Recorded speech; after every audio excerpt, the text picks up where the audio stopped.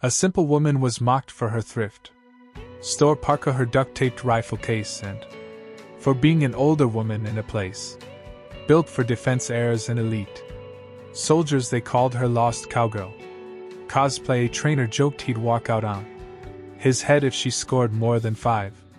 Then she laid down, said nothing, and from 1000 fired 10 perfect bullseyes. The range went silent, and then they uncovered her name on the building. The clipboard trembled slightly as the staffer tried not to laugh. He didn't ask for ID, just clipped a badge marked visitor to her coat and waved her through. A shooter leaning against a range bench tapped his friend and tilted his head toward her rifle case. The tape around the hinges had begun to peel. Someone filmed it, another whistled. The caption under the live feed read, "Antique and bound." No one spoke to her. Directly around, aluminum token skidded across the gravel and landed near her. Boot on it in marker someone had written. Janitor shift. The coin stayed there. She stepped past it without pause. Up on the balcony, 2 instructors watched with arms crossed. One sipped coffee, the other said just loud enough to carry. Might be the first time someone brings a mop to the 1,000-meter line. Laughter rose like a low swell, not loud, just constant. She moved steadily through it. The announcer's voice cracked over the loudspeaker. Entry 9 now approaching. Guest shooter, no team affiliation, open qualifier. The registration tablet had no name log, just mock entry 9 in bold red letters. A woman in tactical sleeves raised her phone and panned it toward the path. $5 says she doesn't clear the first shot. One of the younger shooters shouted toward the tower, "Hey, someone log her under historical reenactments." No one offered her a lane. She walked the path alone. Her boots were quiet over the packed gravel, but the air around her was sharp with amusement. A man near the score tower leaned forward and snapped a photo as she passed. His caption said, "Before the flop," she said, "nothing." A clipboard was held out toward her with an empty signature line. She signed it. "For quick strokes, no questions asked?"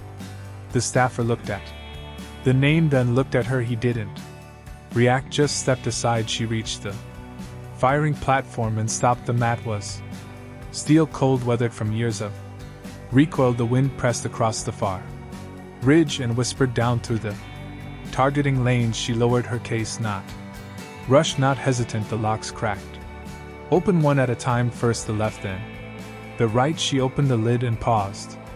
The range was still laughing behind her. She lifted the rifle and began to load.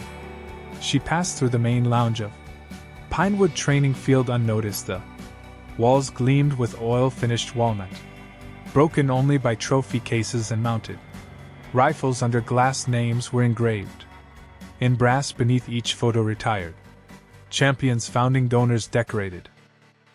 Officers' crystal tumblers rested on polished trays beside bottles of bourbon, positioned like museum pieces. No one looked up as she entered. A junior marksman near the leather couches glanced at her over his shoulder. He nudged the man beside him and tilted his head. "Did she get lost on the way to maintenance?" The other smirked but didn't turn. "Bet she's someone's aunt. Let her look around." She didn't stop. Her steps were steady over the polished concrete. Near the front stairwell, 3 instructors stood comparing trigger pull data on a shared tablet. One of them muttered, "We're letting just anyone walk through now." The hallway narrowed before opening into the archive gallery. It was lit with museum-style spotlights and lined with records, black and white. Photos of early range founders there. Names etched beneath in uniform font. A display screen flashed performance statistics in a silent loop nearby. Wind readings, shot groupings, trajectories. One of the plaques had been covered by a promotional banner for an energy drink sponsor. The banner was bolted into the wall across a single brass plate at waist height. The others shined that one. Didn't she? Pause there for one breath, then moved on upstairs. The long corridor that led to the viewing decks was filled with side displays framed bull's eyes. Name plates, shattered clay targets. Preserved in resin the staff here wore. Embroidered quarter zips and discreet earpieces, most held clipboards or coffee. None asked who she was, no one needed to. To them she was already defined by the coat, the taped case, the silence. A pair of shooters posed for a selfie at the end of the row. Behind them her figure, blurred in the corner of the frame. One added a caption before posting, "Range. Ghost caught on camera." Laughter bounced from a nearby stairwell. From the deck above, a woman in a black vest leaned on the railing and whispered to a man beside her, "She's still wandering, just don't let her get near the tower. Should we tell the marshal, she'll probably wander out when it gets cold." The woman passed beneath them without looking up. Near the main conference door, a large digital screen cycled through donor names in gold text. The sequence moved slowly, each name highlighted, then replaced. Her name wasn't there, not anymore. Beneath the screen, an older target print had been framed in black. A perfect group, 12 rounds in a pattern no wider than a quarter. No signature, just a line of date and distance below. 100 standard wind verified. 2 shooters looked at it, then passed her. One said, "No one's touched that record since 2015, probably a fluke." She walked on. An older staff member holding a stack of forms brushed past her without apology. A pen slipped from his clipboard and clattered to the floor. He didn't notice she picked it up, handed it back. He took it, muttered a thanks, and turned away. Before seeing her face, she moved past the private locker's glass door, backlit each with a name etched into the panel. They gleamed under the LED strips. Custom gear, perfect alignment, quiet pride. She reached the final door. At the end of the corridor, a sign read, "Authorized use only, founders range." No one stopped her, no one knew they should. She stepped through the door, closing quietly behind her. In her coat pocket, a worn utility knife rested against her palm. She didn't reach for it, not yet. The competition lanes opened just after noon. Sunlight flashed off steel rails and glass panels as elite shooters lined up across the platform, setting down branded mats and unfolding high-end gear. With the ease of repetition, Pinewood's main viewing deck was already crowded. Defense Air's venture-backed tacticians, old contractors turned spectators, each settled behind tinted partitions, drinks in hand. Custom rifles glinted like jewelry under the overhead lights.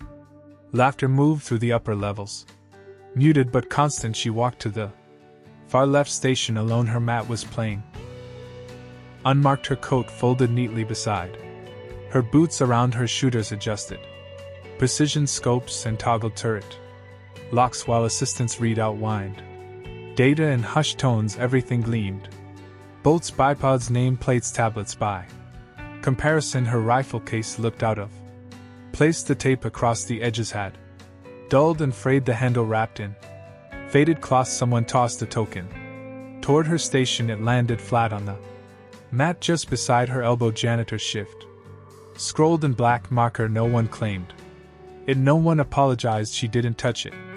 A shooter across from her dropped into position, exaggerated the motion, then rolled to her side and groaned for the crowd's benefit. "She's going to eat that."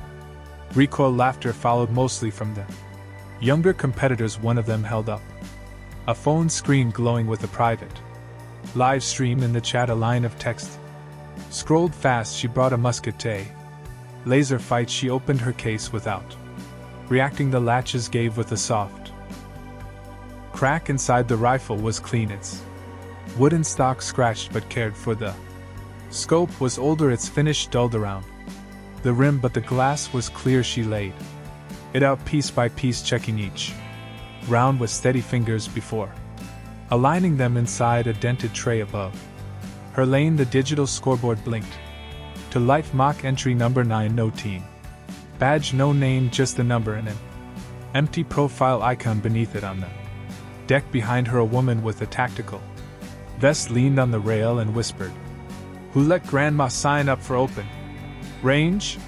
Someone laughed, someone else hit. Record, she stayed in place, her motions were practiced, deliberate, she adjusted. Her sling rotated the scope gently in its mount and tapped once at the bolt. The sound barely registered with her. Back flat to the mat, she reached into the side pocket of the case and pulled out a small worn notebook. She flipped to a marked page, faded ballistics notations ran in careful columns down the paper. Sloped angles, hold points, custom wind calibrations drawn by hand. She scanned it briefly, nodded once, then closed the cover and placed it beside her, gear down. The row, a staff member barked out final checks. Assistants rechecked sensors. One pair joked about needing a broom to sweep up her pride. No one offered help. No martial approach, she didn't need them. She lowered herself into the prone position, her left arm braced beneath the stock, her right palm open over the rear grip. Her cheek met the rifle like muscle memory. Her breath slowed, not labored, just quiet. One breath, then another, then stillness. Someone behind her muttered, "She doesn't even have a team patch." Another added, "Bet she's here too." Ghost right, the manual. The laughter died more slowly this time. The camera above her focused in the live stream chat blinked with gifs and reactions, but her face showed nothing, no acknowledgement, no break. She slid the bolt open and fed the first round in with care. The range display pulse red, then green. The timer started. She exhaled once and waited. The wind shifted as the lineup rotated from the tower. A smug voice cut through the loudspeaker. Next on deck, mock entry number 9, open qualifier 1000 meter attempt. This should be interesting. The crowd stirred, some leaned in, a few started clapping, slow, exaggerated, theatrical from the scoring 10 to range. Tech looked up and smirked. She's really going for it. A man on the benches adjusted his phone angle to keep her in frame. His stream was already titled Motel Sniper Goes Long in the chat. Viewers place bets 10M25, maybe 40. Before her first shot missed, a betting pool formed in private groups, none of it quiet. She stepped forward without a word. No speech, no request, no delay. Her boots crunched softly over the gravel, the sound faint beneath the laughter and layered voices. One instructor whispered, "Let her take the long shot." Good lesson in wind and ego. Another added, "Make sure the medics are watching. She might throw out her back going prone." Still she walked the scoreboard above the long range lane, lit up. Mock entry number 9. The red digits pulsed in time with the countdown clock. 10 minutes until rotation. The timer started ticking down. In the corner of the screen, she approached the line calmly, each step measured. No one offered support, no one asked her if she was ready. From the overhead cameras, her taped rifle case looked out of place next to carbon fiber rigs and precision grade mounts. One of the interns monitoring the feed zoomed in on the tape and typed a caption for the lower third, legacy or lunacy. You decide. She didn't look up. A staffer on the sideline raised a small silver whistle and gave a single sharp blast. The sound cut through the last of the chatter. Then came the silence. She set her coat beside the mat, laid the case on the gravel, unlatched it, and removed her rifle in one slow, practiced movement. The crowd didn't blink. They wanted the moment. They wanted to say they saw it live. She positioned her mat, pressed her knees down, then shifted into prone like she'd done it 1,000 times in dust, rain or snow. Not in front of cameras, not for applause, just to shoot the breeze at her back. Moved across the high grass, tugging at the edge of the cloth beneath her elbow. The range lights hummed overhead, muted but constant. Far ahead, the 1,000-meter target looked like a postage stamp buried in the earth. She settled in, cheek to stock, breath to wind, hand to trigger guard. Behind her, someone muttered, "She hasn't fired a single shot yet, and I'm already embarrassed." Another whispered, "I'd pay to see this flop live in slow motion." She adjusted her rear hand slightly, then paused. Breath in, breath out. The gravel beneath her boots didn't shift the scope. Didn't twitch, nothing moved, not even her name, only the countdown on the board. 30 seconds now, then 20. She didn't check the time, she knew it. The digital screen blinked to green, the range fell quiet. All that remained was a faint whistle of air and a single unmoving figure pressed flat to the mat, locked in place. She didn't flinch, she didn't speak, she waited, ready, still, steady. The signal flashed green, timer zeroed, mock entry number 9 lit up in the far left lane. A low mechanical click echoed as the laser tracking system came online. A thin gust cut through the pine above the BMS, curling across the long stretch of gravel and steel somewhere high on the viewing deck. The last murmur of conversation faded into stillness. She didn't move, her cheek remained nestled into the worn stock, her breath barely lifting off the surface of the mat. Inhale, exhale, not rushed, not held, the kind of rhythm earned through repetition. Not rehearsal. Cold air touched her knuckles, but she didn't flinch. Her fingers stayed loose, aligned, waiting. The first shot came like an afterthought. One breath ended and the trigger broke. The sound was small compared to the space it filled. No echo, just a crisp report that vanished into the hills beyond the range. The red dot lit up on the target screen, then center, clean, dead heart of the ring. The laughter hadn't returned yet, but no one clapped. A few glances traded between benches. Someone leaned forward, someone else reached for their drink and set it back down untouched. She cycled the bolt smooth. The second round seated, her body shifted only enough to reset the scope. Barely moved, she made one micro adjustment to the dial, nothing showy. Just one click, the breath returned, metered and calm as if she were somewhere else entirely. She fired again. Then same position, same hold. The screen blinked, then locked. A second red dot, invisible under the first. In the balcony lounge, a man cleared his throat and said nothing. His phone lay in his hand, unlocked, forgotten. A younger shooter at the far bench whispered to his friend and stopped mid-sentence when the third shot landed. 10. There was no delay now between fire and score. The grouping showed no spread. The instructor who had joked about recoil earlier leaned against the support column and watched in silence, his arms folded slowly. She remained flat to the mat. One more round slipped into the chamber with practiced ease. Her elbows didn't shift, her shoulder held the line, nothing in her breathe betrayed effort. The fourth shot cracked through the cold air, then the grouping hadn't widened, not by a hair. The tech running the scoreboard leaned toward his monitor, blinked, then blinked again. He reset the system camera overlay to confirm. Fifth round loaded. She breathed, let the air settle, made no adjustments. The round fired, then the dime-sized cluster on the screen began to pulse red with tracking heat. A spectator near the edge of the viewing deck whispered, "Is that live or a simulation?"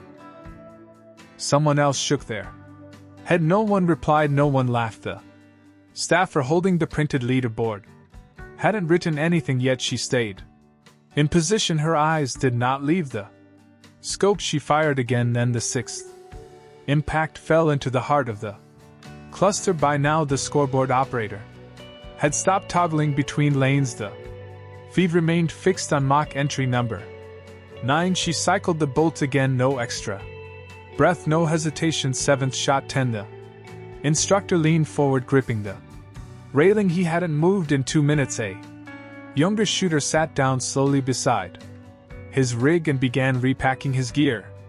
Without looking up, a woman in a branded jacket pressed record on her phone but didn't say anything. Eighth shot loaded. Still no pause. She didn't mark her targets, didn't confirm her score, didn't celebrate. She simply fired. 10. At the far end of the range, August picked up a streamer left by a previous competitor and carried it toward the berm. No one noticed. Ninth shot came without delay. 10. Now the sensors took a full second to lock. The cluster was so dense the laser had to re-register the center line. The Tech behind the glass raised his hand and shook his head once a scoreboard. Printer clicked to life. She didn't look up. Her hand moved to the final round. She lifted it, set it, closed the bolt. Breath again, this time deeper, but only just. The crowd didn't breathe. No noise, no phones, no comment, just the low wind pushing faintly at the mat edge. The 10th shot fired. For 1 second there was no result. Then the board blinked, then 100. The printer spit out the score on 00. No decimals, no deductions, no delay. She opened the bolt, let the cartridge rest beside the others. She pulled her cheek back from the stock and sat up. Only then did she look ahead. The screen above her station zoomed and the grouping was so tight it looked printed. The dime-sized cluster glowed red against the paper. Confirmed, verified, stamped. She placed the rifle flat on the mat, laid one hand over the receiver, and closed her eyes. For one breath behind her no one moved. A spectator lowered his binoculars and sat back slowly. The instructor turned away, hand still over his mouth. Someone said her name. Someone else wrote it down, but she didn't speak. She gathered her tray, folded her mat, and stood. The wind passed over the range again, quiet now, like it knew what had just happened, like it understood. She walked off the line and left the silence behind her. The scoreboard still glowed, red digits clean. Zeros, 10 shots, 10 perfect scores, 100. Across the board, no wind correction needed, no spotter, no tech support, just her. No one had moved. The staffer in charge of posting the scores hadn't written her name yet. His pen hovered over the clipboard like he was waiting for instructions or maybe permission. Across the viewing deck, cameras slowly lowered. A few spectators stood with hands still over their mouths, unsure if what they had seen had really happened. The last traces of mockery had vanished. What remained now was something else, not silence exactly, but the sound of a room breathing in at once and forgetting how to let it go. At the base of the north wall, near the walkway where the donor plaques lined the perimeter, a retired general stepped forward. No one had seen him arrive. He didn't speak, he didn't wave. He moved with the quiet ease of someone who belonged in places without needing to prove it. He paused in front of a section that had been covered by a promotional banner, just a standard print ad for a sponsor's tactical gear line, bolted casually over the brass. The general studied the bolts for a moment, then reached for the edge of the vinyl and peeled it back. The plaque underneath was polished but unlit. It had been there the whole time. 3 lines, one name, her name engraved in brass, no title, no flourish, just the words that mattered. Design lead, founding contributor, trajectory systems and target design. A sound rippled through the crowd. It wasn't a gasp, more like an absence, a wave of understanding that struck all at once and moved person to person like a current on the floor above. A man who had live streamed her setup earlier lowered his phone. He didn't press stop, he just let it hang in his hand. Forgotten the woman in tactical gear who had mimed a collapse before her first shot now stood at the bench. Her rifle remained untouched, her gloves half pulled on the routine. Forgotten near the tower, the instructor who joked about janitor shifts pressed both palms flat to the desk. He didn't speak, he didn't move. One staffer reached for his camera. He fumbled it once, caught it again, then raised it slowly as if unsure whether to record the moment or simply witness it.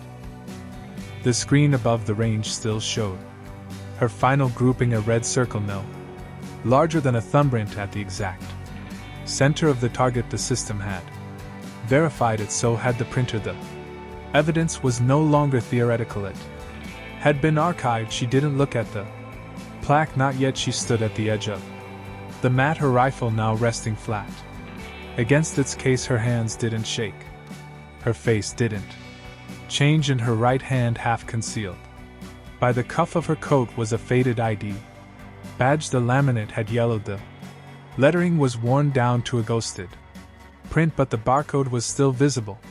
So was the photo, younger then, but unmistakably her. A lanyard marked with The founding year curled once around her palm. The general turned away from the plaque and looked directly at her. He didn't salute, he didn't speak, he simply gave a single nod, measured, respectful.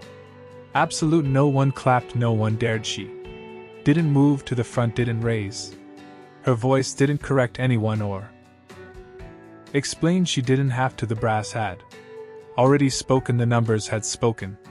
The system she designed had confirmed the outcome with perfect clarity. The scoreboard blinked once more, then held perfect 100 red digits locked. She walked away from the mat, one step at a time, her gear packed in silence, not rushed, not delayed, just steady, clean, done. Behind her, conversations began again, but they sounded different, softer, uneven. The tone had shifted. A few people stood up just to sit down again, unsure whether to speak at all. The laughter that had greeted her arrival was gone, replaced by a weight no one wanted to name. She didn't look back. She passed the donor wall without slowing. A few turned to follow her with their eyes, but no one stepped forward. They had already said everything that mattered, and she had answered without a single word. The mat was cleared, the lane swept, the scoreboard reset, but the air still held the shape of her. No one said her name. Not aloud, not right away. Yet when people spoke about what they'd seen, they paused before the word shooter, as if the term was too small now, too casual. The number 9 remained in the system for 2 hours, longer than it should have, suspended in red on the digital log, untouched by any following entry. By late afternoon, the viewing deck was quiet. Half the lounge had emptied. Those who stayed watched the sky more than the range somewhere above.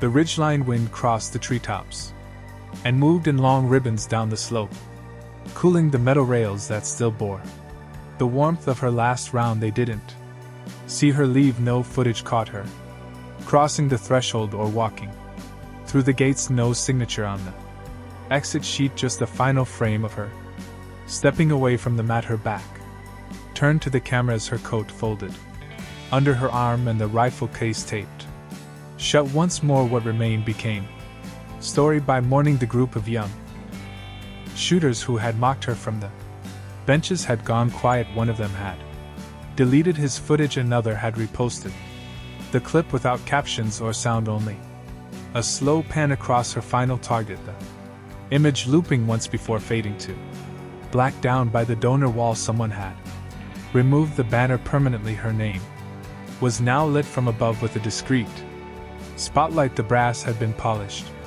overnight. The general's visit wasn't recorded, but the staff confirmed he had returned briefly, just once, just to stand in front of the plaque and say nothing at all. She didn't return, but others began to appear. A girl in second-hand boots arrived the following weekend for a beginner's course. She said little, kept her hands in her pockets, and waited patiently for her number to be called.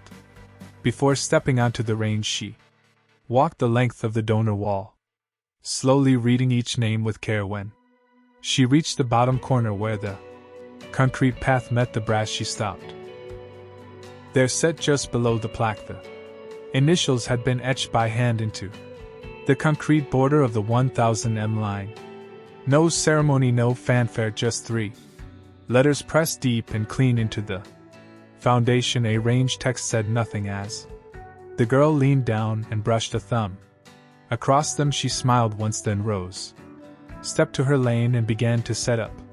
Her shots were wide, scattered, imperfect, but her stance was steady and her breath matched the wind. Someone on the bench behind her whispered that her grouping reminded them of a name they couldn't say out loud. Back in the office, one instructor, quiet, older, retrieved the laminated visitor badge from the bottom of the waste bin. He dusted it off with the edge of his sleeve, then slipped it into a sealed display case used for retired patches and range artifacts. No label, just the plastic and the silence.